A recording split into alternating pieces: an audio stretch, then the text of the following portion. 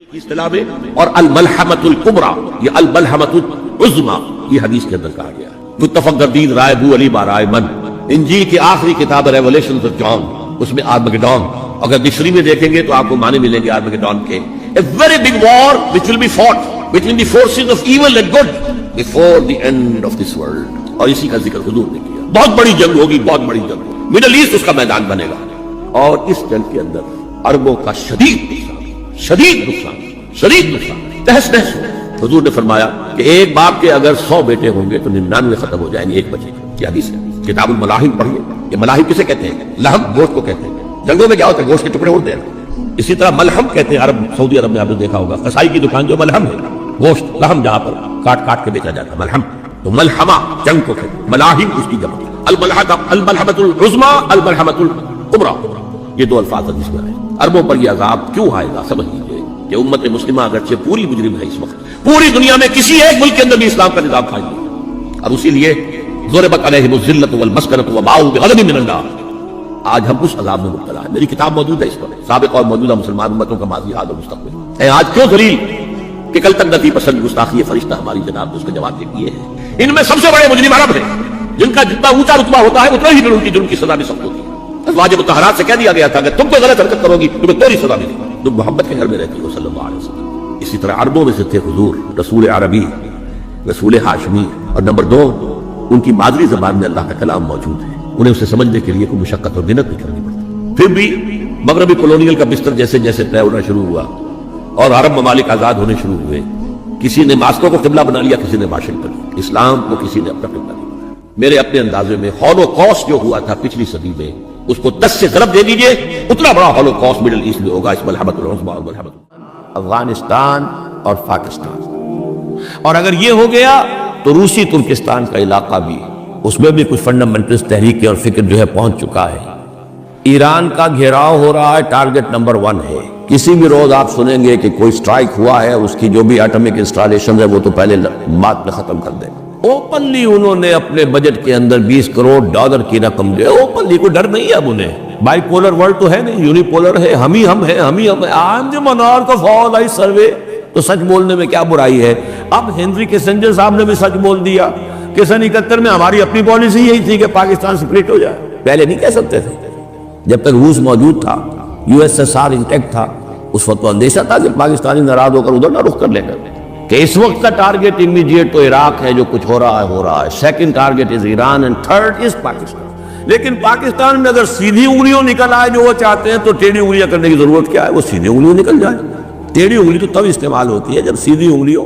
یہ روایت ہے حضرت ام سلمہ سے رضی اللہ تعالی عنہا، حضور نے فرمایا ایک خلیفہ کی موت پر اختلاف واقع ہو جائے گا، خانہ جنگی ہو جائے گی، پھر مدینے کے لوگوں میں سے ایک شخص نکلے گا، بھاگے گا اور جا کر پناہ لے گا اور چھپ جائے گا مکے میں، پھر اس کے پاس آئیں گے اہل مکہ کے لوگ، فَيُخْرِجُونَهُ، اور اسے نکالیں گے، جہاں وہ چھپے ہوئے ہوں گے وہاں سے نکالیں گے، اور وہ بالکل اس کو پسند نہیں کر رہے ہوں گے، نہ وہ خواہش مند ہوں گے کہ ان کے ہاتھ پر بیعت کی جائے، نہ وہ یہ چاہیں گے کہ وہ میدان میں آئیں اور ان کو جو ہے اپنا لیڈر مانا جائے، وَهُوَ كَارِهٌ، لیکن لوگ جو ہے پھر اصرار کے ساتھ ان کے ہاتھ پر بیعت کریں گے۔ رکن اور مقام کے درمیان، رکن وہ کونا ہے خانہ کعبہ کا جس میں حجر اسود لگا ہوا ہے، اور مقام ابراہیم جو ہے، ان دونوں کے مابین جو یہ علاقہ ہے، یہاں پر وہ بیعت ہوگی۔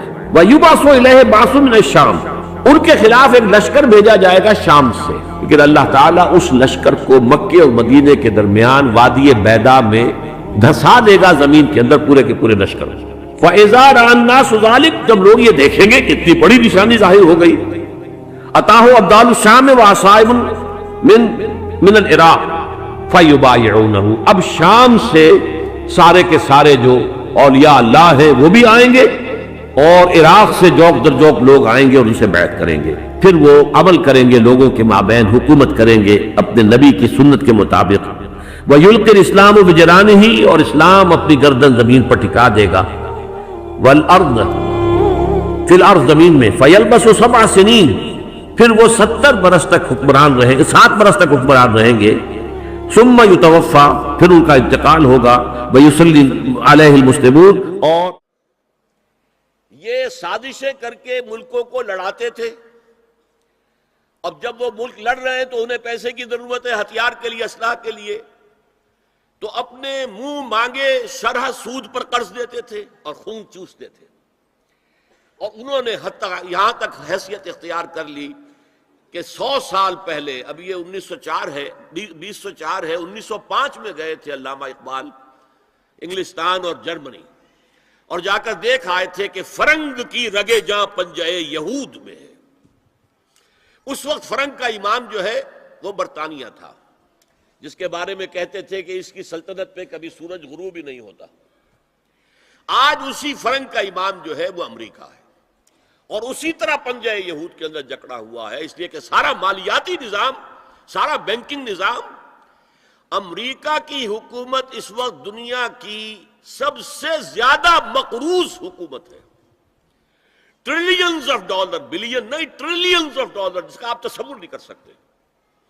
ٹریلینز آف ڈالرز کی یہ مقروض ہے حکومت کن کی؟ یہودی بینکاروں کی. اور ظاہر بات ہے کہ ان کے ہاتھ میں پھر ان کی نکیل ہے، جدھر چاہتے پھیر دیتے. یہ نظام جو ہے انٹرسٹ بیسڈ کیپٹلزم، جس میں جوا بھی جائز ہے، جس میں انسان کے جنسی جذبات کو بھڑکا کر کمائی کرنا وہ بھی جائز ہے، جس میں جو بھی شراب ہو، منشیات ہوں، ان کے ذریعے سے آمدنی حاصل کرنا بھی جائز ہے. آج یہ لحاف بھی پورے گلوب کو اپنی لپیٹ میں لے چکا ہے. چائنا کچھ بچا ہوا تھا، لیکن رفتہ رفتہ مارکیٹ اکانومی اور پرسنل پراپرٹی کا سلسلہ آ کر رفتہ رفتہ وہ بھی اسی میں غم ہو رہا ہے. تیسرا جو ان کا کارنامہ تھا،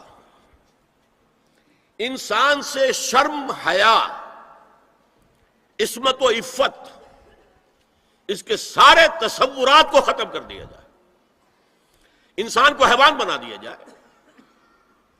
ایک کتے کو شہوت ہے، جو کتیا مل جائے، چاہے اس کی ماں ہو چاہے اس کی بیٹی ہو، اس سے اس کو استفادہ کر لے گا. یہ انسانوں نے کیا قدریں لگا رکھی ہیں؟ ماں، بیٹی، بہن، بیوی، کیا فرق ہے ان میں؟ عورت ہے وہ بھی عورت ہے، یہ بھی عورت ہے. اور خاندانی نظام کی جڑیں کھود ڈالی جائیں، گویا کہ انسان حیوان بن جائے. اور یہ نوٹ کر لیجئے پلیز کہ یہود کی جو ایک تو کتاب ہے تورات، ایک ہے تالمود. تالمود ان کی فقہ کی کتاب ہے.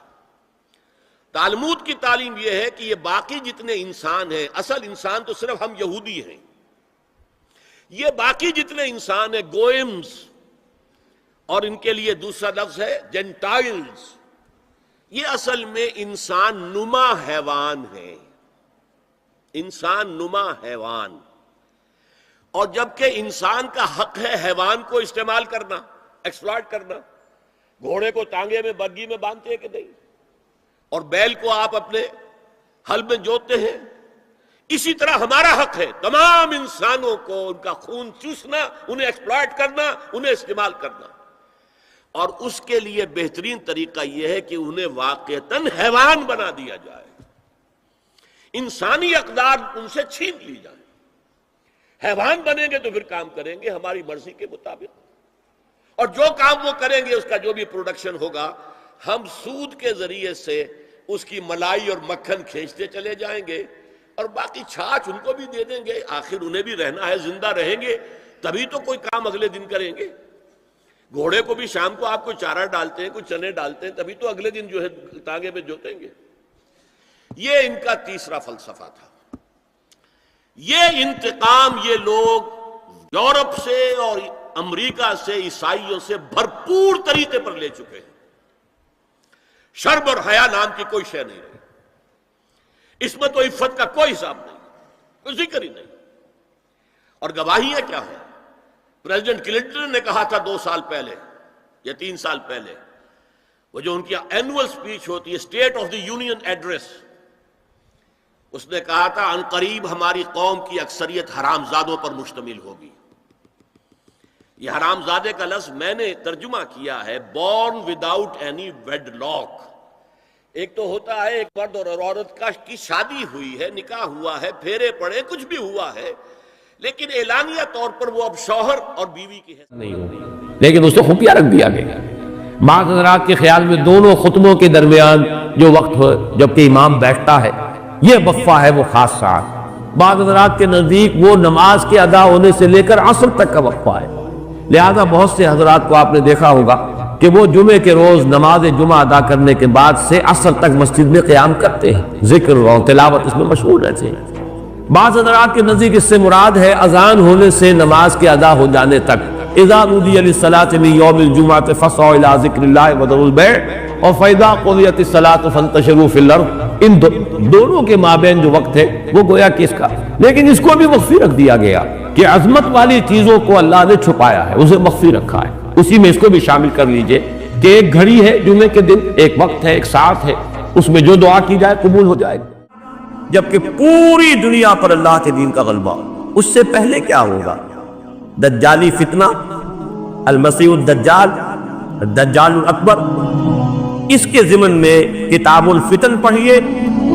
اب میں خاص طور پر آپ حضرات کو ادھر راغب کر رہا ہوں، اس لیے کہ ہمارے مدرسوں میں بھی سارا جو حدیث کا درس ہوتا ہے وہ سب شروع کے جو فقہی ابواب ہیں، وضو کے اور نماز کے اور روزے کے اور یہ اور وہ جس پہ اختلافات ہیں مسلمانوں کے، سارا وقت صرف ہو جاتا ہے ان پر، یہ احادیث کے ابواب کو ہم پڑھتے ہیں۔ اس لیے میں کہہ رہا ہوں کہ ان احادیث کا مطالعہ کیجئے، ان ابواب کا مطالعہ کیجئے، غور و فکر کیجئے، یہ چیزیں ہیں اور اس لیے بتائی ہیں محمد رسول اللہ صلی اللہ علیہ وسلم نے۔ معاذ اللہ آپ کوئی کاہن تو نہیں تھے کہ خبریں دے کر کوئی نذرانے وصول کرتے ہوں، کیوں یہ پیشن گوئی کی؟ کس لیے بتایا؟ کوئی اس میں ہمارے لیے خیر تھا؟ جیسے تھنگ ہائی میل ہوتے ہیں، آپ اگر کسی راستے پر جا رہے ہیں اور آپ کو کچھ دیر کے بعد پھر نشان مل گیا کہ ہاں اب یہ فلاں میری منزل 20 میل رہ گئی ہے، تو یہ بھی صحیح پتہ لگ جاتا ہے آپ کو کہ میں صحیح راستے پر ہوں۔ اس سے پہلے دو راہ آیا تھا، پتہ نہیں سڑک میں کوئی غلط نہیں مڑایا۔ وہ نشان میل جب آتا ہے، سنگ میل جب آتا ہے، تو آپ کو نہ صرف فاصلے کا پتہ چلتا ہے بلکہ اور اسی شب قدر میں، اسی لیلہ مبارکہ، اتفاقی تو نہیں یہ بات، اس کائنات میں کوئی شے اتفاقی ہوتی نہیں، اللہ کے اذن سے، اللہ کی پلاننگ سے، اللہ کے فیصلے سے، تو جو بھی ہوا ہے وہ اذن رب سے، حکمت رب کے پہل، فیہا یفرق کل امر حکیم۔ اس کے حوالے سے سمجھیے آپ، ذرا میں نے تجزیہ کیا ہے، کب نازل ہوا؟